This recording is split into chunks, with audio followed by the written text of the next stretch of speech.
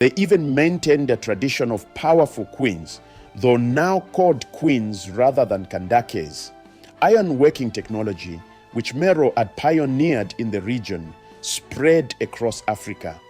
Some scholars argue that Meroitic iron workers carried their knowledge west and south, contributing to the spread of iron technology across sub-Saharan Africa, though this remains debated. For nearly 1,500 years after Meroe's fall, the Kingdom of Kush was forgotten. The pyramids at Meroe, Nuri, and Ekuru sat abandoned in the desert. The temples at Jebel Bakar fell into ruin. The Meroitic script became unreadable. European explorers rediscovered the pyramids in the 19th century, but early archaeological work was destructive. The Italian treasure hunter Giuseppe Ferlini blew up dozens of pyramids searching for treasure in the 1830s. He found some spectacular gold jewelry, but destroyed irreplaceable monuments. Serious archaeological work began in the early 20th century, led by scholars like George Reisner of Harvard University.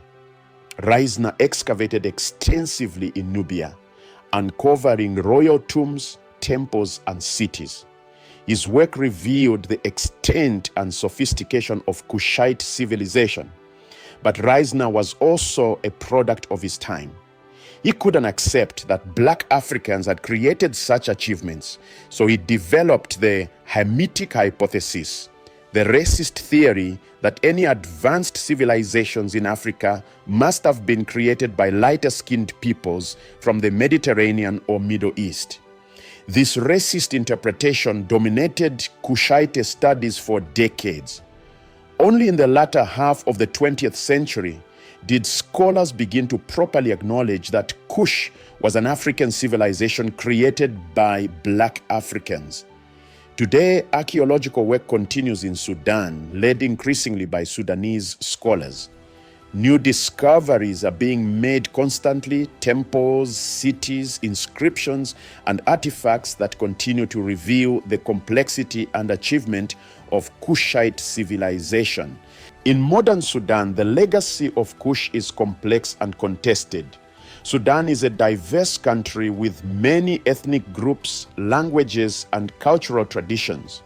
The ancient Kushites are ancestors to some Sudanese people, particularly those in the northern regions, but not to all. Our modern Nubian people, ethnic Nubians who live along the Nile in southern Egypt and northern Sudan, see themselves as the direct descendants of the ancient Kushites.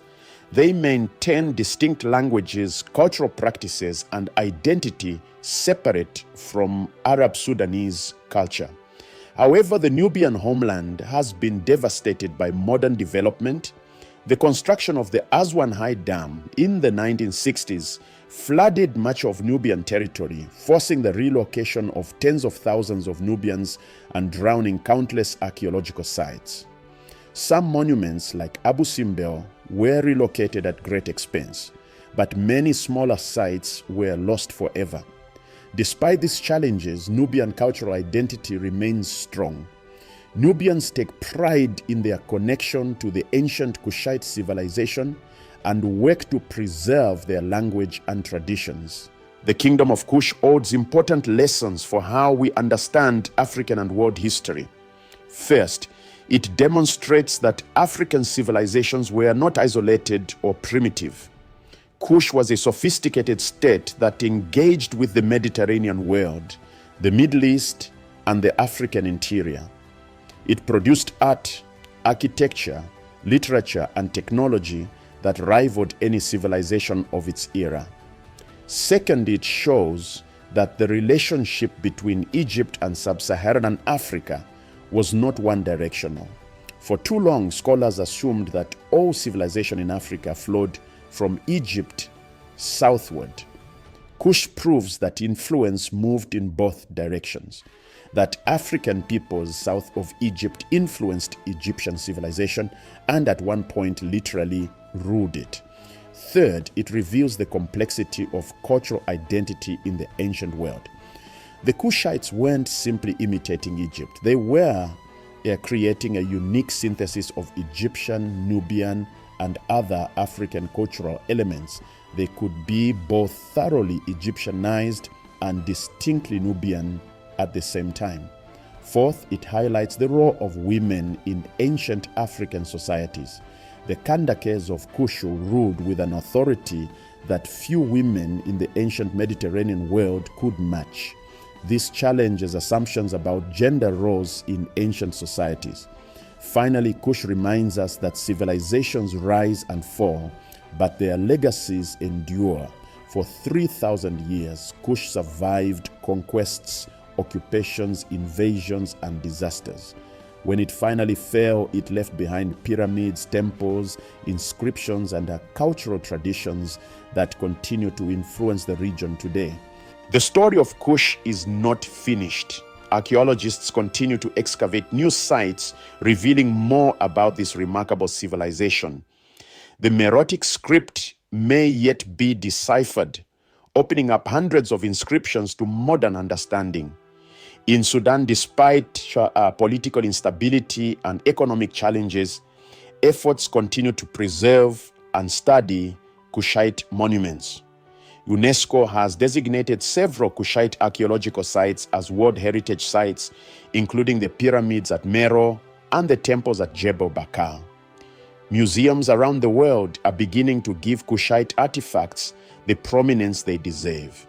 The Museum of Fine Arts in Boston, the British Museum in London, and the Sudan National Museum in Khartoum all have significant Kushite collections. And in the broader world, awareness of Kush is growing. Books, documentaries, and academic studies are bringing the Black Pharaohs and the Kandakes to wider audiences. The story of Africa's hidden empire is finally being told. What can we learn from the Kingdom of Kush? Perhaps the most important lesson is about historical visibility. For too long, African achievements have been hidden, minimized, or attributed to outside influences. Kush reminds us that Africa has always been home to sophisticated civilizations that created remarkable achievements. The story of Kush also teaches us about cultural identity and synthesis. The Kushites didn't have to choose between being Egyptian and being Nubian. They created something that was both and something new. This speaks to broader human experiences of cultural mixing, adaptation, and innovation.